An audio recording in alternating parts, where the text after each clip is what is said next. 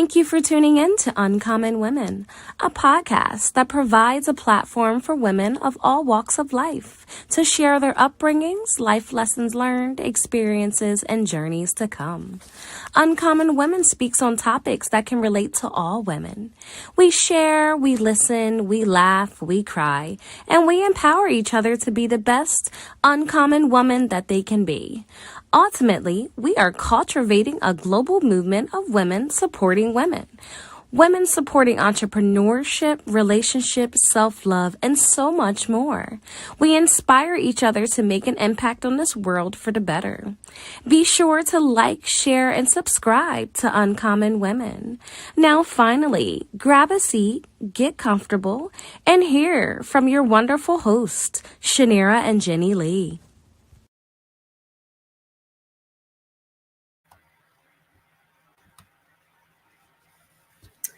Hi, viewers. Thank you so much for tuning in to Uncommon Women. I'm Shanira. And I'm Jenny Lee. And today we have an amazing guest speaker that's going to join us in a few to talk about her nonprofit and how she's helping inner city kids, stay out of the streets, avoiding them from being mentored by violence and just negative impacts in the world. And her name is Radara McLennan. She's a founder and president of the Village of Reading, a passionate community servant, a Reading native, and a daughter of a single mother who has geared her focus on impacting the problem inner city youth violence. She is on a mission to empower, encourage, and uplift inner city young adults by ensuring a safe haven through the community guidance and resources. She is inspired daily on her son and for those that she's lost too from senseless acts of violence. So thank you so much, Radara, for coming out and being a part of Uncommon Women.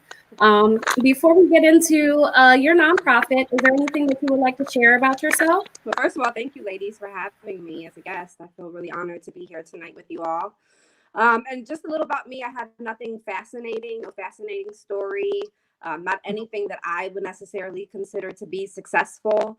My story is like many others of those born to young teen mothers in poverty, dealing with the trickle-down effects of generational traumas. I was raised in Reading by a single mom. By the time my mother was 18, she had two children, obviously me and my older brother. Like most teen mothers, she dropped out of high school. My brother started to get in trouble at an early age, and sadly, many of his choices kept him in prison. Even still to this day, he's incarcerated. So he spent, I would say, 90% of his young adult and adult life incarcerated. As for me, I followed in my mother's footsteps with becoming a teen mom and then a teen mother dropout. So of course, I didn't obtain that title overnight. There were, things that happened that led me to become a teen mom and a dropout. It started with smaller things like skipping class, hanging out with the wrong crowd. I went from skipping a class to missing a day to withdrawing from school completely, which also led to many other bad choices. Many times I remember growing up and just feeling invisible to the adults that were in my life. I actually craved and wanted that attention from adults. I was waiting for someone to see me. I was waiting for someone to notice me, to help me. Unfortunately, I never did get that help. Like many households I grew up where we didn't talk about feelings. We didn't talk about sex. There was no affection. My mom was all about earning a paycheck because to her, that was her way out of poverty, is to earn a living. She watched her older siblings do that. And to her, that was the meaning of success. So it wasn't long before I found myself following her footsteps, being a teen mom, drop out of school, working 9 to 5 to try to make, a living and working minimum wage jobs.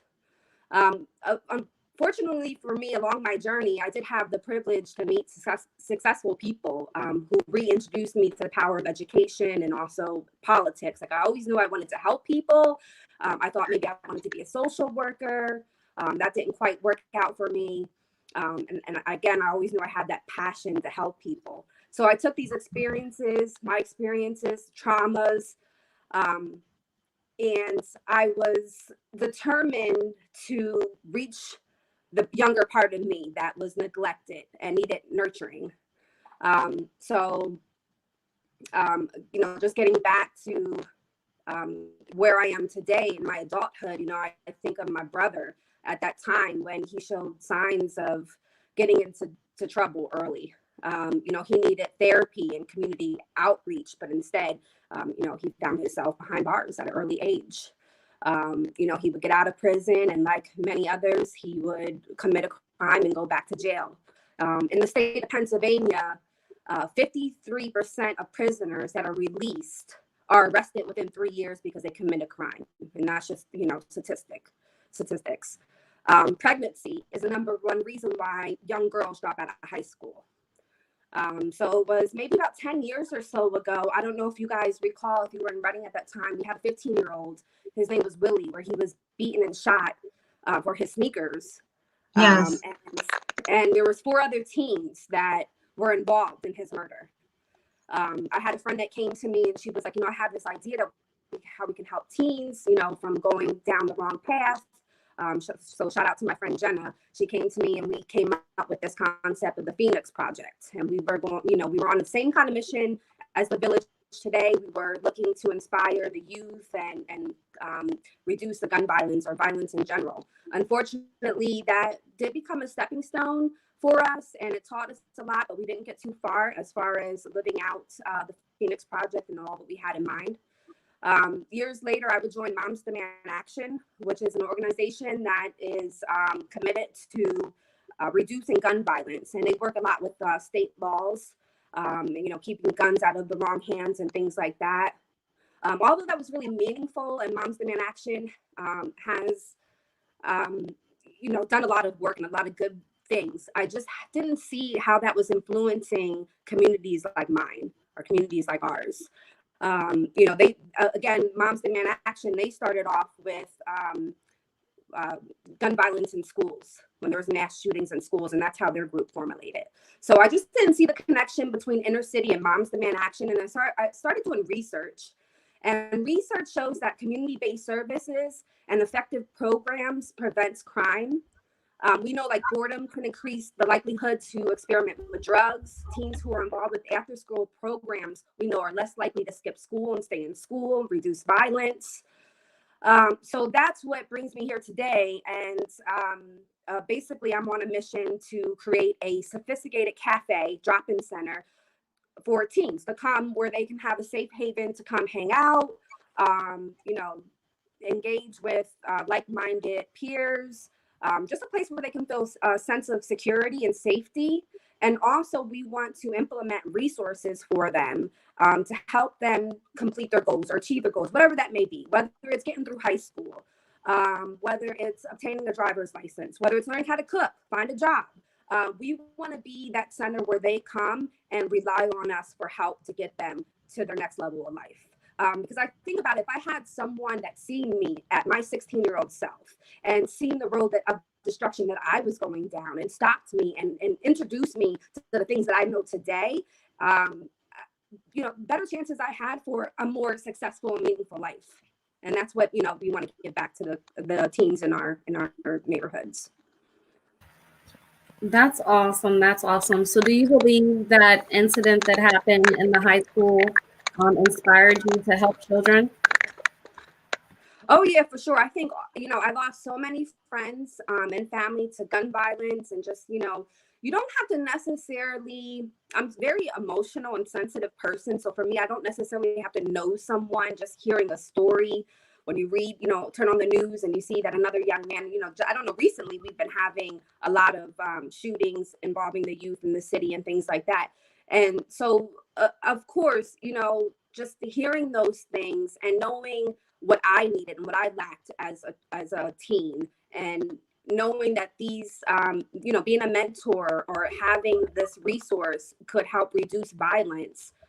If I don't do it, then who will? If my team and I don't step up to the plate, then who's going to step up and make sure that our kids have a better tomorrow, a better future? Yeah, I agree. Yeah, I think it all starts with us, and there's so many things that we can do as a community to reduce violence in our neighborhoods. Yeah, as one community, are you as well, you are known in Reading, right? You're known in the Reading area for all the kids here in the programs. Are there any other programs that you are affiliated with, and that you just is it just your nonprofit, or do you get together with other nonprofits here in Reading area? Well, right now we're not operating. We took this last year Mm-hmm. with, due to the hit with COVID. We're working on getting our 501c3 with the IRS. But in 2019, we partnered with the Legion. The Legion allowed us to use their space. And what we did is we turned that space into a hangout center for teens every Friday night. So every Friday night, we averaged about 10 to 15 kids, 10 to 15 teens that would come and hang out. And we did partner with other programs. Like we had Visions Credit Union come in and teach a financial course to teens. So they taught them, how to read a paycheck, how to budget money, all about credit reporting and things of that nature. We also had a health fair where we had different vendors come and set up a table. For instance, we had Planned Parenthood. We had Burke's Teens. We had TLC for Reading, a mentorship program. So we had different other organizations come out and tell the teens about what programs exist and what they had to offer. We don't want to, our goal is not to implement the same programs, because although you don't hear about the programs that exist here in Reading, there are a lot. We just want to be that connecting source. We want to, if there is a program that's lacking, we want to build off that. We want to build that program, but we don't want to recreate the same programs. We want to be that hub and that center where, if Burke's Teens is talking about sex education and promote and sexual health, we want to be able to bring them in and connect them with our teens at our center. That's amazing. I love what you're doing, Radara. How did losing people when you were younger affect you as an adult now, mentally? I'm sorry, I couldn't. I know. How did losing people when you were younger affect you as an adult now, mentally? Man, I mean, growing up with gun violence has a big effect on myself, and not just me, but the community as a whole. Because not only do you deal with the loss of that person and not being in there, the absence of that person, and all that grief that you go through, but you also have to look on what examples that sets for how we deal with conflict in our communities. We have this culture that we respond to conflict with aggression and violence, and we don't know how to handle our emotions. With exposure to violence, mental illness continues to grow and spike in our communities. And that's what we have to really get to the bottom of. Oh, okay. And growing up in one of the poorest cities, statistically, what is your perspective? I left Reading. I've been back now for 3 years. I left Reading for 3 years. I went to Florida. When I came back, it was like a whole new city. Like there was all these people doing all these good things. And, look, I'm on your podcast today, Uncommon Women. I got, before I left to Florida, none of this was around, none of these things. But there are so many good things going on now. I want to focus and look at what good things we have going on now and building off of that. Sure, Yeah. Reading as a city, at most inner cities, we have a long list of things that we need to address. Yes, I agree. And I think it's just coming together as a community and working on our unity and working together. I think we can make a better positive outcome. Okay. I agree. Is there anything, as a community that we can do, or what resources that we're actually lacking to push you to the next level with your nonprofit?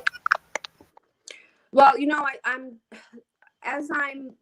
in this process, I'm trying to familiarize myself with all the programs and things that exist in Reading and Berks County. And I have to admit that when it comes to our youth, we are really lacking our at-risk youth. Teens that are already on that road to prison or, down the wrong path. we're already failing them because there's not many programs here. We have great programs and great things for kids that are overachievers that are going to achieve and they're going to, finish high school and make something of themselves, go on to college. But for the kids that are not, there's not really many resources for them. And so I think our focus for TVOR, the Village of Reading, is that we want to focus on reaching the at-risk youth. And the way that we can do that, working together. I mean, we were just talking with the Olivets to partner with them and starting a youth program at night. And, I think just getting kids to come out. If we can reach them and get kids to come out, and, if we have the community to step up and do that and help us with that, and we have the capability of reaching more youth, I mean, there's no limit to what we can do with that.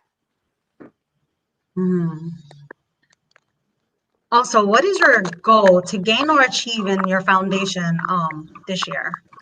Well, this year, like I said, we did a little setback with COVID. And, the IRS is a little delayed with that as well.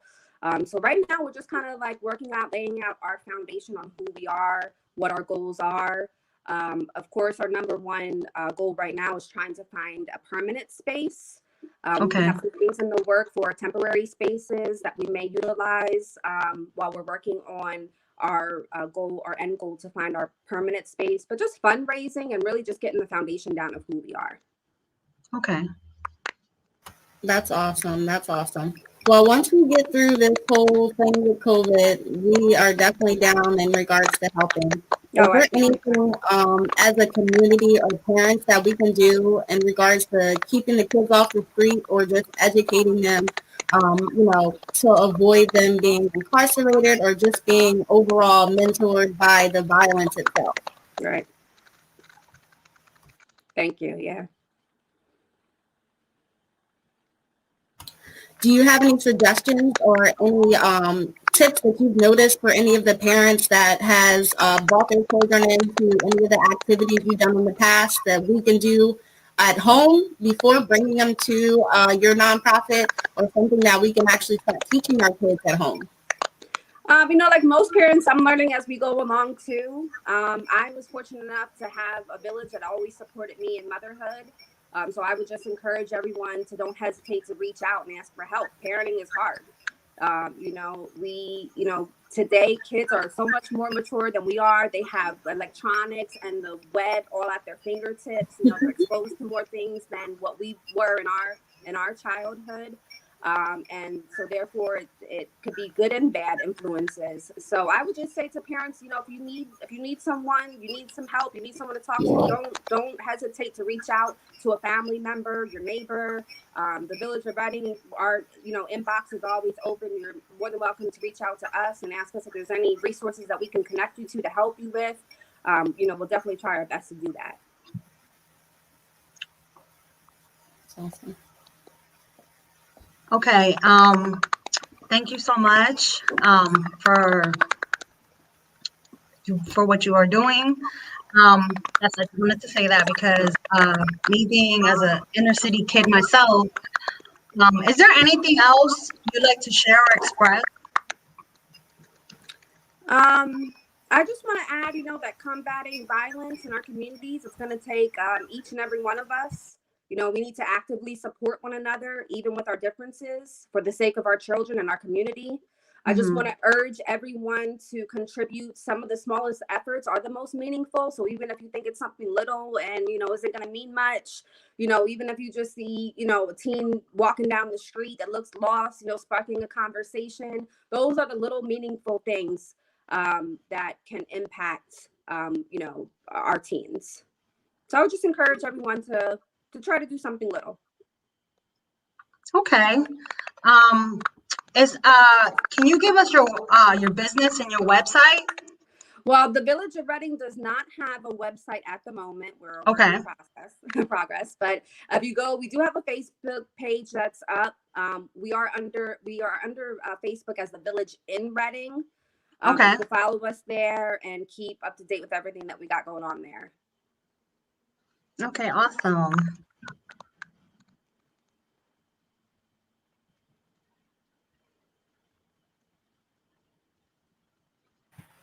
I'm sorry. I don't want to talk too much because I know and I have a poor connection. I love what you're doing for the community. As a mother myself, I enjoy people that actually stick out there and want to be a helping hand for the community. I feel as though there's not a lot of stuff for the kids to do that don't like sports, Right. or that's not athletic. We need more things for the community for kids that like to play chess or for kids that like to read or like activities besides sports. A lot of people focus on Sports. football and basketball and scholarships, and there's some kids just aren't athletic, Right. so I enjoy and I love what you're doing for the community. I can't wait until you launch your website because I am all down for sharing and supporting other businesses. Before we close out, there is something that we do ask all of our guest speakers, and that is what makes you uncommon. Okay. What makes me uncommon? I would say the many layers of my makeup. Some people would say I have this rough exterior. And I'm a little sassy, or I'm too much of this or that.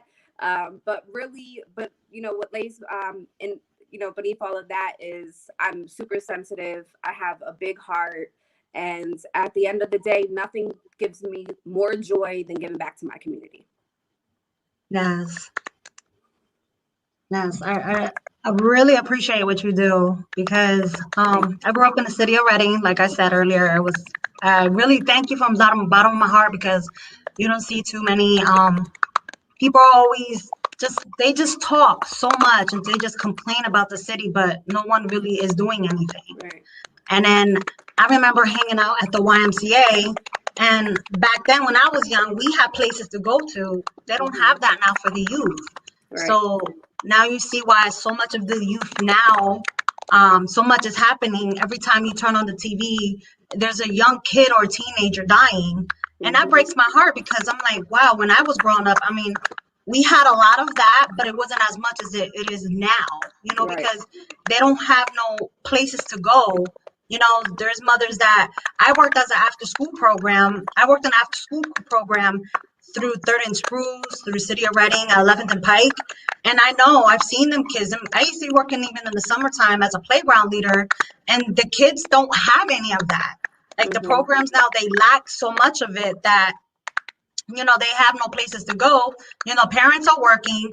Some of these parents, they don't have the resources. Like some places, they don't have they don't have babysitters. So they kind of they depend on these after school programs for so their kids can be there until they get home. So, because they don't want their kids to be in the street. So that's how these kids, they get caught up. Yeah. Yeah, exactly. That's exactly what happens. And then also for the older kids, like I was mentioning earlier, our older kids are evolving a lot earlier. And most of the times they don't want to be at a place where young little kids hang out. Yeah, So exactly. we need our programs are a little outdated for our older kids. And that's why when I think of the village, I think of a sophisticated cafe, because we have to be able to appeal to those at-risk youth and the older teens for them to want to come and hang out in the first place. Yes. No one's gonna want to, no 17-year-old, 16-year-old is gonna come and hang out where 9-year-olds are, No, running not around. at all. So we have to do a better job at building something that they will want to actually come and attend and be involved with, and something that's catered to them and them only. Yeah, I totally agree. Like I said, we had, when I was like 16, 17, I used to hang out the YMCA, and they don't have that anymore. Yeah. So I appreciate what you're doing because these older kids, I have a 17-year-old, and she's a good kid, and if I were to tell her about what you're doing, that's gonna be like, Mom, you know what? I love what she's doing, because for the simple fact that there are a lot of at-risk kids, they need a place like that. But thank you so much for that. Yeah, and what I are just the age ranges? I'm sorry, I forgot to ask you. What is the age ranges for the youth that you have in your nonprofit? Our target age range would be 13 to 18-year-olds. And then, also too, once we establish our foundation and get that laid out, we want to involve the teens and the young adults to create what they want it to be, and for them to feel empowered and to run T-Board and make it their own. You know, I have an 18-year-old son myself, and, you know, I run ideas by him, and he kind of tells me what's cool and what's not. So, like, you know, I want teens to come in and build a board with them and have them run the village. Ultimately, that's what the goal is. I like that. I really like that. That's awesome. Yeah. Thank you. Thank you. No, thank you. I don't want to butcher your name again. Was it Radara? Radara. Radara. Oh, I didn't butcher it. I got it. Thank you for coming on, and thank you for what you're doing, and thank you for our viewers for tuning in. And I want to also talk about our clothes. We have some new merchandise. Check them out at www.uncommonwomen.net. And also next week for episode on Thursday, February 11th at 7 p.m. Check it out. We have a testimony of an amazing woman who is an AIDS survivor. Oh, nice. And stay uncommon.